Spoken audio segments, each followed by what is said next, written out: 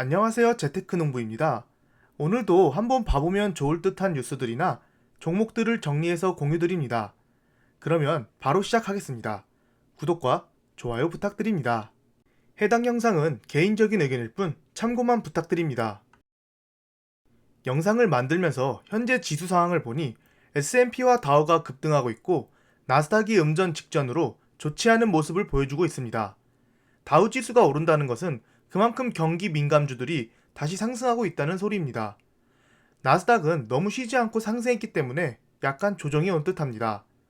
또한 이번 주 미국 시장 주요 일정을 보면 미국 시간으로 13일 아이폰 13 시리즈 발표와 CPI 소비자 물가 지수가 있으며 금요일에 미국 선물 옵션 만기일, 내마녀의 날이 있습니다. 중요한 경제 지표도 있는 것을 보니 이번 주의 장은 변동성이 좀 크지 않을까 생각됩니다.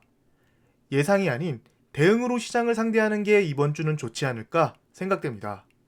첫 번째로 최근 바이든 정부 및 중국에서 또 다른 전기차 정책을 내놨습니다. 하지만 토요타, 혼다 등 미국의 다른 나라 자동차 회사들이 강한 반대를 하고 있는데요. 어떤 뉴스인지 자세히 알아보겠습니다. 자국 전기차 경쟁력 확보를 위해 미국과 중국이 여러 가지 정책을 내놓고 있습니다. 먼저 미국의 민주당은 노조가 있는 공장에서 만든 전기차에 추가 보조금을 주고 무노조 해외 기업을 배척하기로 법안을 발의했습니다. 그리고 바이든은 미국산 부품을 많이 쓰는 전기차로 관용차를 전면 교체하라는 명령을 했습니다.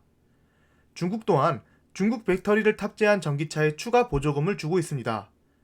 그래서 테슬라가 중국 판매용 차량에는 CATL 배터리를 달고 판매하고 있습니다. 전기차 시장은 보시다시피 2020년에 비교해서 2026년에는 무려 3배 이상 급등할 것으로 보이는 엄청난 성장성을 가진 시장입니다. 이러한 시장을 선점하기 위해 미국과 중국이 계속 자국의 기업을 보호하고 있는 것이죠. 그렇다면 오늘 나온 미국의 새로운 정책을 자세히 들여다보겠습니다. 민주당이 법안을 발의했지 아직 확정이 된 것은 아닙니다. 친환경 차에 대한 혜택을 추가로 주기로 발의했습니다.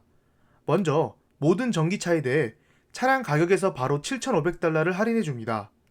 거기에 미국 노동조합이 있는 공장에서 제조 시 4,500달러를 추가 할인해주고 배터리 부품에 미국산이 50% 이상 들어가 있으면 500달러를 추가로 할인해줍니다. 이 법안은 테슬라에게 더욱더 날개를 달아줄 것으로 보입니다. 기존 보조금은 누적 대수 제한이 있었는데 그것을 없애버리고 일괄로 차 가격을 할인해주기 때문입니다. 테슬라는 이미 누적 대수를 넘어서 할인이 없는데 다시 할인을 받을 수 있는 것이죠. GM과 포드는 자동차 노조가 있기 때문에 추가로 4,500달러까지 할인이 가능합니다. 테슬라는 자동차 노조가 없기 때문에 이 4,500달러는 받을 수 없지만 못 받는 할인이 생겼기 때문에 GM과 포드 차량과도 충분한 경쟁력이 더 생겼습니다. 표를 보시면 작년 2020년 11월까지 누적 판매 대수입니다. 테슬라 모델 3가 압도적으로 많은 판매량을 보여주고 있습니다. 앞서 말씀드린 전기차 할인 법안은 현재 제일 잘 팔리고 있는 테슬라 모델 3가 직접적인 혜택을 받습니다. 모델 3의 기본형의 경우 현재 가격이 39,990달러입니다.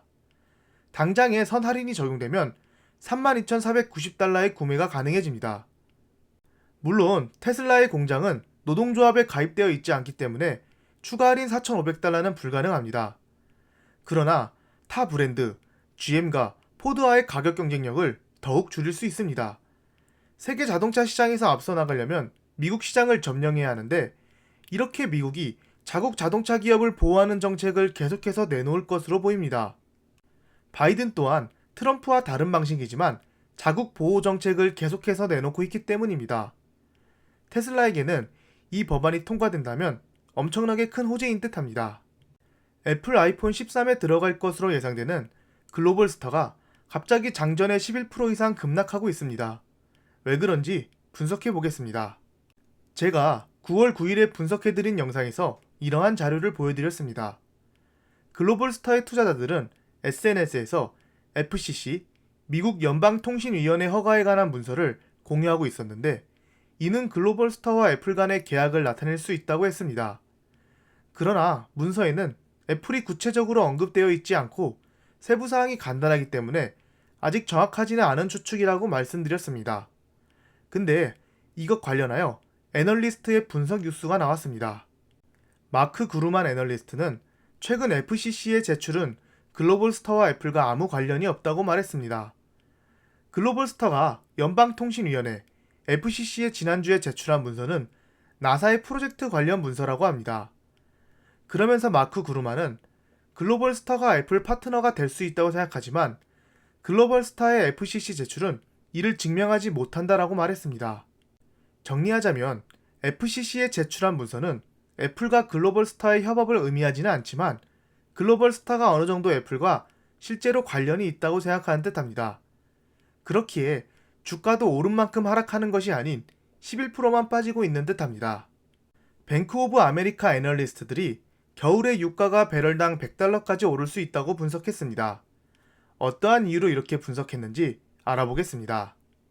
프란시스코 블랑치가 이끄는 뱅크 오브 아메리카의 분석가들에 따르면 원유 선물의 랠리는 6월 이후에 정체됐지만 다시 재개될 수 있으며 심지어 겨울이 다가오면 $100까지 치솟을 수 있다고 합니다.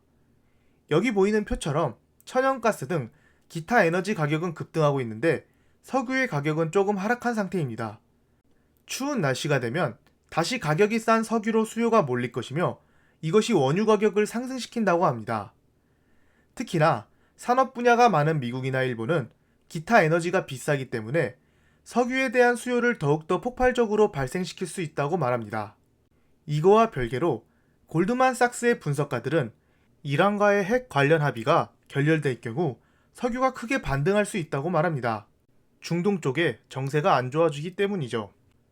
오펙의 산유국들의 실망스러운 공급과 유지보수 및 프로젝트 지연으로 인한 비오펙 국가의 생산이 감소, 허리케인이 미국 생산에 미치는 영향 등을 지적하면서 골드만 분석가들은 현재 석유 시장이 적자 상태에 있다고 말합니다. 그렇기에 석유 가격을 올려야 되며 골드만삭스는 4분기에 배럴당 $80에 달할 것으로 가격 목표를 정했으며 2022년 상반기까지 상승할 수 있다고 예측했습니다. 여기 보시는 것처럼 쉐브론이나 엑슨모빌 등 여러 오일주들이 반등할 가능성이 있을 듯합니다.